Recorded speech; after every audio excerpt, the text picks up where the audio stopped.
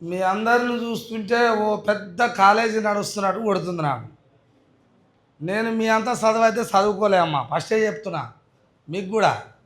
ఎందుకంటే బ్యాచ్ మనదే అనుకో. ఆ, బ్యాచ్ మనదైనా చదువు అంత పెద్ద చదువుకోలే కాబట్టి మరి నేను తాతని, తలవారు తాతని. మీకు తెలిసిన వాళ్ళకు తెలియవచ్చు, తెలియని వాళ్ళకు తెలియకపోవచ్చు. విషయం ఏంటంటే ముచ్చట్లకు వద్దాం. ముచ్చట ఏంటంటే మనం ఎంతోమంది మీకంటే ముందు మీ అక్కలు మీ అన్నలు ఉంటారు మీ ఇళ్ళల్లో. చదువులు ఎంతో పెద్ద చదువులు చదువుకోవాలి, మేము మంచిగా పాస్ కావాలి, లేకపోతే ఉద్యోగం కొట్టుకోవాలనేది ప్రతి తల్లిదండ్రులకు ఉంటుంది. నా పిల్లలు గొప్పగా చదవాలని ఉంటుంది. కానీ ఆ కుటుంబాలల్లో ఆర్థికంగా లేకపోవడము, సమస్యలు, మంచి చదువు చదివేటోళ్ళు ఉంటారు కానీ పరిస్థితి బాగుండదు. విన్నారా? మరి ఇక్కడ ఇది చూస్తే ఏమనిపించిందంటే, మీరు చదివే వాళ్ళు ఉండి మంచిగా చదువుకుంటే అనే వాళ్ళు ఎవరైతే ఉన్నారో ఓపెన్గా మాట్లాడాలమ్మా. ఈడ సారు 3-4 సార్లు అడిగిండు, మీకేమన్నా డౌట్ ఉంటే చెప్పండి, మీకేమన్నా కావాలంటే చెప్పండి అని మరీ ఊరికి అడుగుతున్నాడు. కానీ మనం చెప్పుదునా, ఇంతమంది నేను ఒక్కదాన్ని అడిగితే ఎట్టుంటుందో అని అటు ఇటు చూసుకుంటారు. అడగచ్చు, చెప్పాలి, డౌట్ క్లియర్ కావాలి. ఏంటి ఆ డౌటు? మీ చదువుకు కావలసిన, మీ చదువుకు ఏదైతే అవసరమై ఉంటుందో అది చెప్పండి.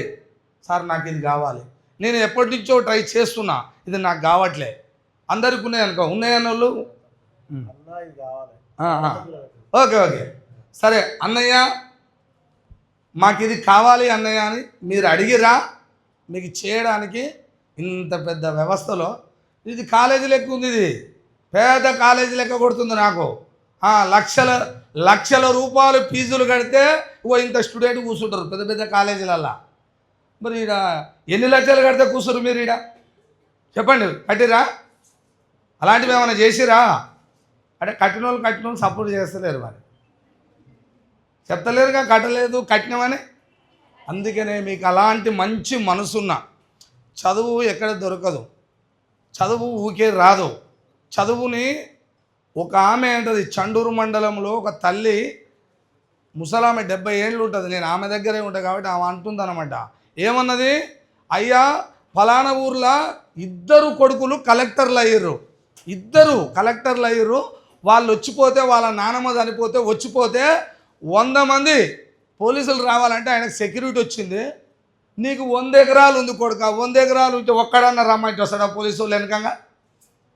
నాకు 100 ఎకరాలు ఉంది, నా ఎమ్మటి 10 మంది పోలీసు వాళ్ళు రమ్మంటే వస్తారా?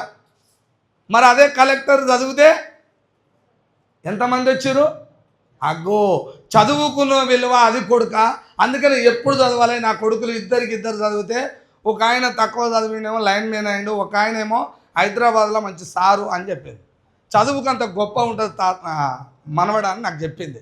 అబ్బా అసలు నువ్వు ఆ ముసలామె 70 సంవత్సరాలు చదువు కోసం 2 మాటలు చెప్తే మస్తు ఆనందపడ్డా నేను. అందుకని ఇక్కడ ఏంటి అంటే, మీకేం కావాలని 100 మంది స్టూడెంట్ని, చదువుకునే పిల్లల్ని ఇక్కడ కూర్చోబెట్టి మీ బాధలు గాథలు చదువుకు దగ్గ ఏది తక్కువ ఉన్నా నన్ను అడగండి అని అడిగింది కదరా. మీరు బాధపడకుండా ప్రతి ఒక్కటి చదువుకు సంబంధించిన మెటీరియల్ కావాలని చెప్పండి, మీకు ఇబ్బందులు ఏమున్నా చెప్పండి.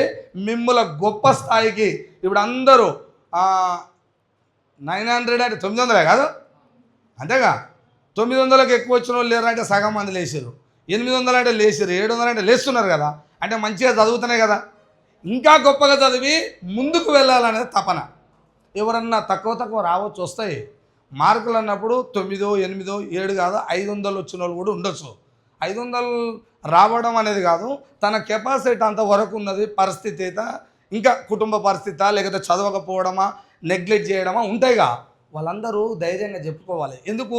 ఇక్కడ అవకాశం ఉన్నది. 500 వచ్చిన వాళ్ళు ఉండొచ్చు, 500 వాళ్ళు 400 వాళ్ళు చెప్పొచ్చు కదా. అందరూ 900, 800 అంటే నేను కొద్దిగా నా పరిస్థితుల వల్ల వెనకకున్న చదువు విషయంలో కావచ్చు, మెటీరియల్ కావచ్చు, కుటుంబం చెప్పండి, మిమ్మల్ని ఆ నుంచి ఈ స్థాయికి తీసుకొస్తాడు కదా.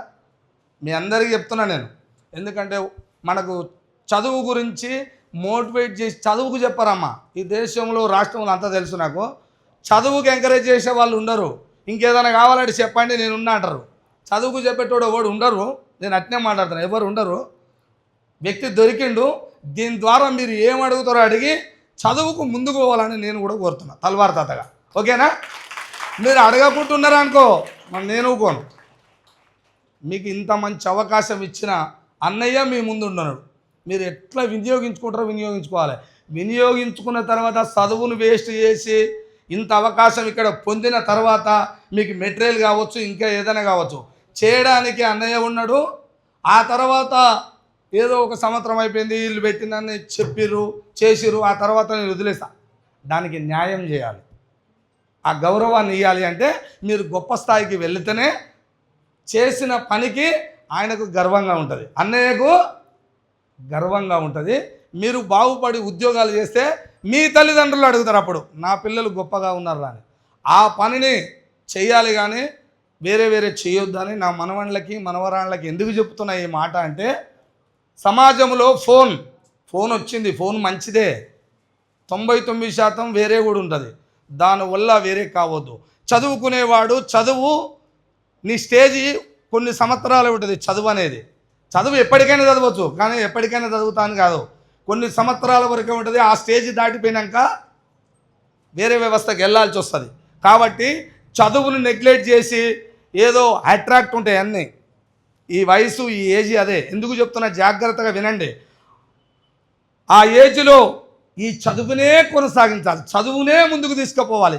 చదువులో నువ్వు అనుకునేవన్నీ చేసి పట్టుదల సాధిస్తే నువ్వు ఏదైతే అనుకునేది ఉంటో చూసినావు అది అప్పుడు నీ కాళ్ళ దగ్గరికి వస్తుంది. నువ్వు అనుకుంటే నువ్వు కోరుకున్నది నీ కాళ్ళ దగ్గరికి వస్తుంది. చదువు అంత పెద్దది, కానీ అదంతా పక్కన పెట్టి ఏదో అనుకున్నామనుకోరా దయచేసి. ఎందుకంటే వ్యవస్థ మొత్తం అదే జరుగుతున్నది చెప్తున్నా. మీరు మంచిగా చదవండి, తల్లిదండ్రులని అందరిని అన్నదమ్ములలాగానే చూసుకోవాలి, అన్న తమ్ముడు అనేటట్టు ఉండాలి, వాళ్ళు కూడా అలానే ఉండాలి. వ్యవస్థలో అట్లా గౌరవంగా చదువుకున్న వాళ్ళు మాత్రమే ఉద్యోగస్తులు మంచి మంచి ఎంప్లాయీస్ అయ్యి వాళ్ళ కుటుంబాలలో గర్వంగా నేను చదువుకున్నారని తల్లిదండ్రులకు పేరు తెచ్చి ఉద్యోగాలు చేసి నిమ్మలంగా ఉన్నారు. మీరు ఆ స్థాయికి వెళ్ళాలని కోరుకుంటున్నా. ఆ విధంగా మంచి సపోర్ట్ ఉన్నది కాబట్టి ఈ సపోర్టుని వినియోగించుకోవాలని మీ అందరినీ కోరుకుంటూ నేను సెలవు తీసుకున్నాను. ఓకేనా? చదువుకుంటారుగా.